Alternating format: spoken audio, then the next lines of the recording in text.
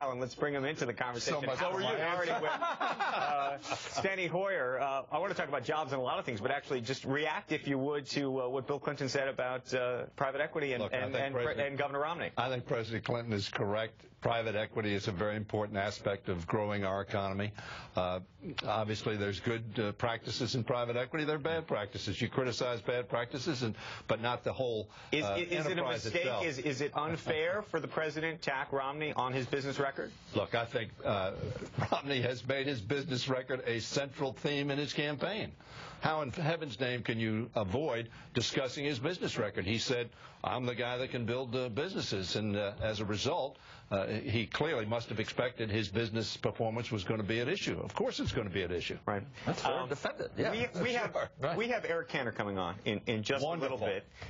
And you have gone on the attack a little bit in recent days over his plans for the summer and what the GOP is presenting in terms of what their strategy is. And you've been pretty critical about it. Well, I think it's a Frank Luntz plan. I think it sounds good. It's a spin, but I don't think it's substantive. I don't think it really addresses the issues that are critical to You say our he's economy. not putting anything really on the table. I don't think he is. I don't think there's a comprehensive jobs program. I could turn it around and say, have the Democrats put anything real on the table? Oh, you just saw part of our substantive agenda where the automobile companies are pumping very well. They're selling cars. GM was sold more cars around the world than any other automobile manufacturer last year, and they were on the ropes. Who took them out of the ropes? President Obama and the Democratic Congress. So in terms of a substantive agenda, we've had a very substantive agenda. And frankly, that agenda has grown over 4 million jobs. I don't know what the job statistics are going to be this month, whether Mark Zandi is right or others are right, whether it's going to be 125, 150. But the fact of the matter is 4 million new jobs over the last 2 years. In fairness, can anybody get anything done before the elections? Well, you know, in my opinion, it's going to be a real challenge between now and the election. There's no doubt about it. That's why I've criticized the agenda, which I think is thin gruel at best.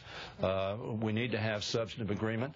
I think that the Speaker and the President tried to get there. In my opinion, the single biggest stimulus package we could have for this country is coming together and putting this country on a long-term, fiscally sustainable, credible path. I think that would free up trillions of dollars that businesses have. I think they'd feel confidence in the economy, and every business person that I talk to around this country agrees that that's the key.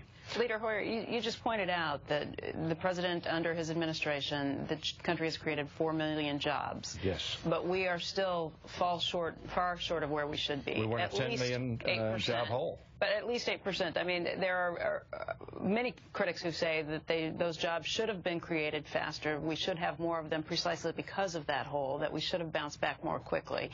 If it's fair to criticize Romney for putting himself out there as being a business leader, then it's fair to criticize the president for saying where are the rest of the jobs that we're looking for. Why haven't we grown faster? What's been the problem? Well, when you say why is the cup not half empty Sure. as opposed to whether it's half full, the point is, under George Bush's economic program that was adopted 8 years later, what happened? We lost 4 million jobs in the last year of his administration. But we're at 8% unemployment right now. This administration inherited the deepest recession anybody at this table and most of our viewers have experienced. Okay? No argument with that. And it was a financial meltdown, which are the longest recoveries after those kinds of meltdowns. What this president has done, he came in with an economic program that in fact kept us from going deeper into the recession. The first 6 months were very tough. We lost a lot of jobs, 780,000 jobs the last month of the Bush presidency. This month, we're going to turn that around by 1 million. Rather than losing 780, there's going to be 150, 125. That's a real turnaround. The automobile industry pumping. The economy growing way too slowly. We've had 11 quarters of straight of economic growth. But it's hard to say with unemployment above 8%, it's hard to say that a lot of people feel great about where things are right now. Absolutely. Not only would it be hard to say, it would be untrue. Right. There are a lot of Americans who can't find jobs. We were in a 10 million job hole.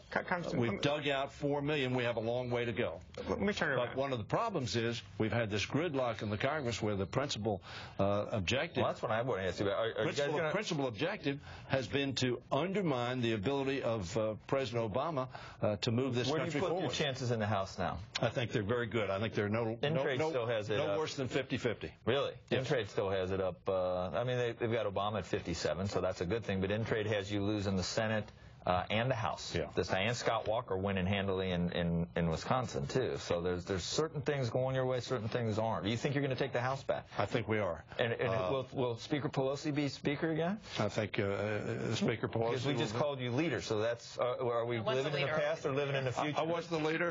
Living in the past. I'm going to be the what leader. Should we call Cantor when he comes in? Oh no, I probably can't say that. He is the leader. It's cable, but I probably still can't say what you'd like to call him. Right? No. We need to work together. Very frankly, in terms of growing the economy, the president said we need to do XM Bank. Mr. Cantor couldn't get it done with his party. He came to me. We worked together. It took some time, but we passed an XM Bank, which is part of our Make It in America agenda, growing our economy.